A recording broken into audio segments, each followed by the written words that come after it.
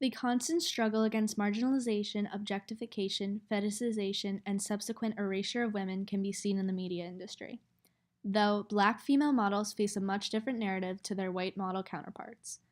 In the fashion world, black women are overwhelmingly underrepresented or forced to put themselves in a narrow set of standards. Often, black models are used as tokens, and the objective of the industry is not to promote representation, but rather avoid being called racist. The disparities between white models and black models will be highlighted in this video through exploring the Western beauty standard, tokenism in the industry, and how black bodies are represented. Today's fashion market relies heavily on the Western beauty standard. These standards are ideals that are pushed by Western media and dominates print and video ads worldwide. The Western beauty standard, or ideals, emphasize that one must be tall, clear-skinned, straight-toothed, be thin but have a shapely figure, and is often of lighter complexion. This not only excludes those who are not naturally built without all of these characteristics, but can be harmful to one's self-image. For those in the modeling industry, the pressures of the Western beauty standard can be felt even more heavily. To be cast in shows and to receive work, models must not only fit these ideals, but are often urged to be an exaggeration of them. Black models often have to work even harder to get work, as they are already set back by casting directors who are set on a fair-skinned look. For black models to be successful in the industry, they often are forced to have another extremely desirable feature in order to make up for their blackness. The presence and emphasis of the Western beauty standard in fashion media prompt the argument that these ideals have racist undertones and highlight the questionable messages that are being sent to consumers about race's relationship to beauty. Another ongoing problem for fashion shows is the whitewashing of the runway. Shows are still heavily reliant on all white model casts. Many big brands still cast majority white models, with only a couple models of color included in each cast. To many consumers, it often feels that the people of color that are included in high fashion runway shows are only casted so that the designer or brand is not seen as having racist views. Another problem that exists in the fashion industry, especially in high fashion runway shows, is cultural appropriation. In other words, designers taking elements of minority cultures that are usually criticized when being exhibited by that minority and turns these elements into a fashionable look for white consumers.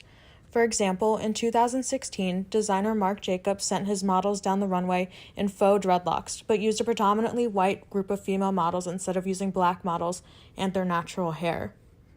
A year earlier, the brand Valentino did something similar when their models walked down the runway in cornrows. The problem that exists with this is that while black women are often reprimanded for these hairstyles, white women are seen as fashionable when their hair is styled in the exact same way. The fashion industry has a demand for aesthetic labor, namely black models who must fit themselves into a narrow set of standards. Aesthetic labor is the way the model presents herself in order to embody the company, but for black models, aesthetic labor and race intersect, which creates a variety of problems. Black models report feeling as if they are held to a stricter aesthetic standard regarding their height, weight, and overall appearance, making modeling jobs harder for them to get. They often have to conform to visually fit within the white standards of beauty, unless the company is trying to exotify her. According to casting directors, models of color get more work when they have European features such as thin lips, thin noses, and narrow hips. There is a belief that black models don't push product, but that belief does not reflect the emerging fashion markets worldwide.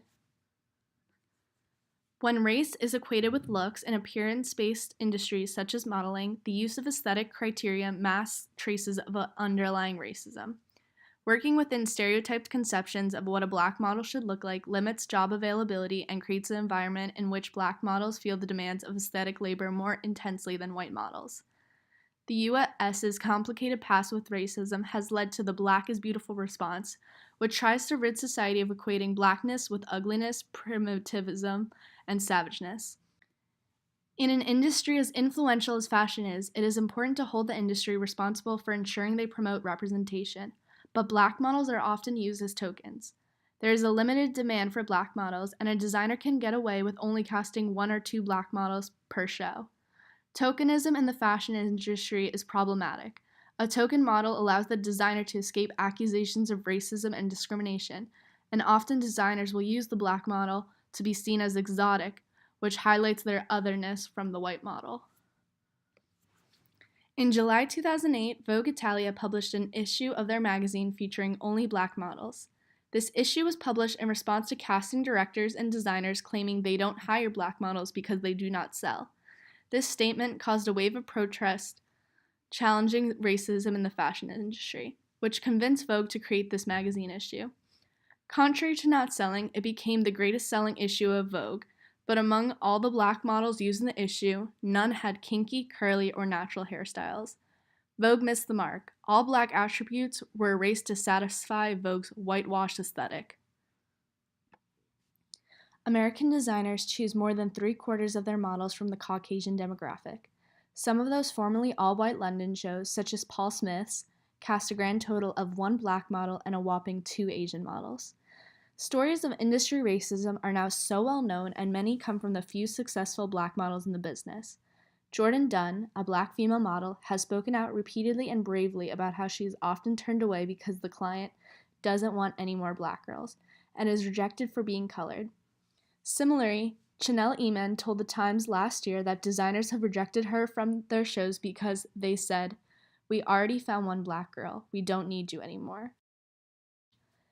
Analyzing this phenomenon in the fashion industry is important because having all-white models does not accurately represent the demographic of the real world. Through recognizing the western beauty standard and exposing tokenism in the industry, we can push for better representation.